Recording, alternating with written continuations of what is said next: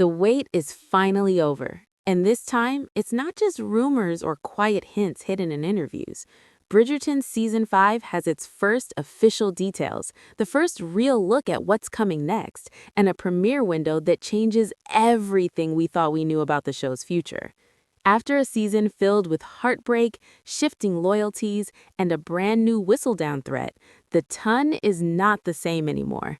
And Season 5 isn't just continuing the story, it's about to redefine it.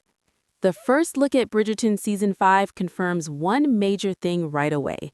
The tone is shifting. After the emotional weight of Season 4, especially with Benedict and Sophie finally getting their long-awaited ending, the show is stepping into something quieter, but far more intense. The early production stills and official notes from the creative team suggest that this season will focus deeply on emotional conflict rather than just romantic tension. And if you've been paying attention, that makes perfect sense.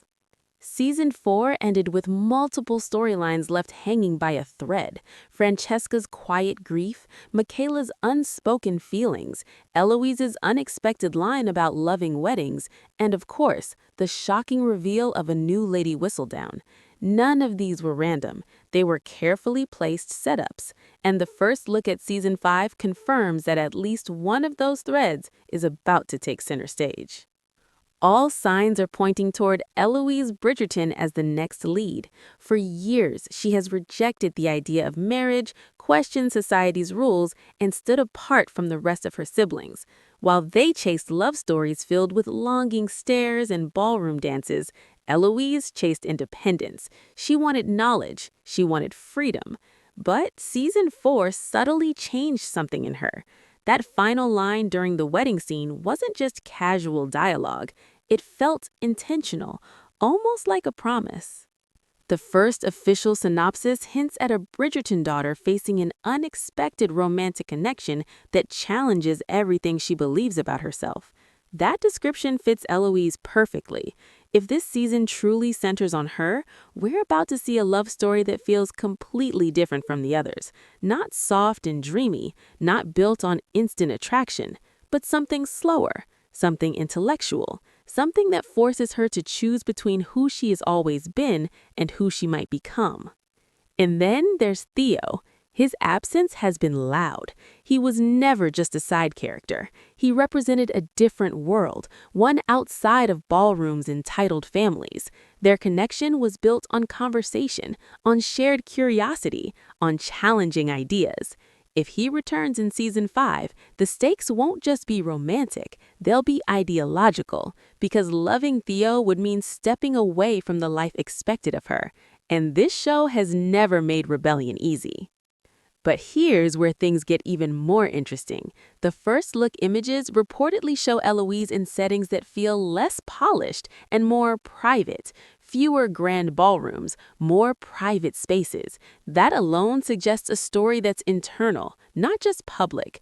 A romance that grows behind closed doors before it ever dares to face society's judgment. And if that's true, the tension this season could feel more personal than ever before. At the same time, the new Lady Whistledown cannot be ignored. If Eloise becomes the focus and there's a new anonymous writer holding power over the ton, that creates a dangerous combination. Eloise once despised Whistledown. She saw the damage it caused. Now imagine her trying to build a relationship while someone else controls the narrative from the shadows.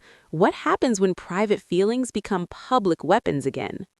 The creators have also confirmed that Season 5 will explore consequences. That word stands out. Consequences for past secrets, consequences for choices made in grief, consequences for stepping outside society's expectations. This isn't just about who falls in love next, it's about what that love will cost. And if Eloise truly is at the center, her story might be the most risky one this series has ever told, because unlike her siblings, she doesn't dream of fitting in, she dreams of changing the rules. But what happens when the heart wants something that the mind has always rejected? Is Season 5 about to give us the most unconventional Bridgerton romance yet? Or is it setting Eloise up for heartbreak on a scale we haven't seen before? Now let's talk about the detail everyone has been waiting for. the premiere date. Because this isn't just a random release window thrown out to calm fans. The confirmed production timeline tells us more about Season 5 than you might think. The writer's room officially opened months ago, and production is set to begin in spring 2026. That alone confirms that the story has been carefully planned, not rushed. Bridgerton has always taken its time between seasons, but this time the gap feels intentional. The creative team isn't just building another romance, they're restructuring the future of the series. If filming begins in spring 2026, that places the likely premiere in early to mid-2027.